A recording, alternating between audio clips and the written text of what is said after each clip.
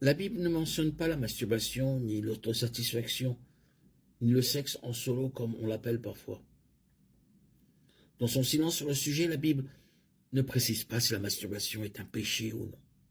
Certaines personnes considèrent que la masturbation est un acte de luxure et qu'elle est toujours mauvaise. D'autres pensent qu'elle implique une fonction corporelle, normale, et n'a rien à voir avec le péché. L'histoire d'Onan, Genèse 38, 9, 10, nous montre la gravité du péché, de la masturbation. Il en est mort. Certains interprètent ce passage comme signifiant que répandre sa semence, le gaspillage du sperme est un péché. Cependant, ce n'est pas ce que dit le passage. Dieu a condamné Onan non pas pour avoir répandu sa semence, mais parce qu'Onan était rebelle. Onan a refusé de remplir son devoir de fournir un héritier à son frère décédé. Le hiboum en hébreu a lui accordé une descendance, le frère étant mort.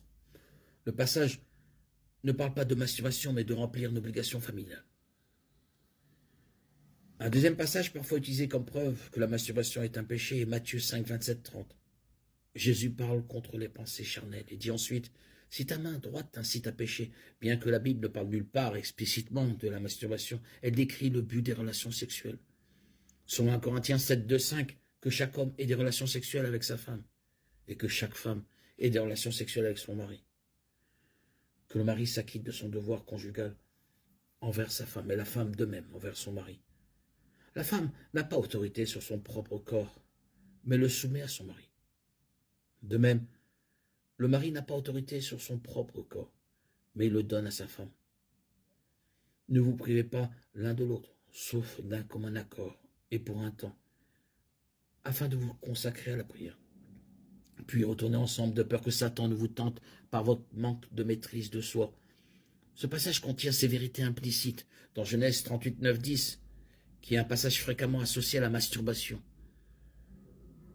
Bien qu'il existe souvent un lien entre les pensées charnelles et la masturbation, il est peu probable que Jésus fasse allusion au péché spécifique de la masturbation dans ce passage. Il faut bien savoir que le plan de Dieu pour le sexe requiert une relation, à savoir celle d'un mari et d'une femme. La masturbation est un rapport sexuel déconnecté de la relation. Le fondement du plan de Dieu pour le sexe est de donner son corps à un autre. La masturbation consiste à garder son corps pour soi-même.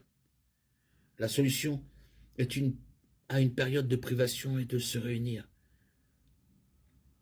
Et la masturbation se fait seule, pas à deux.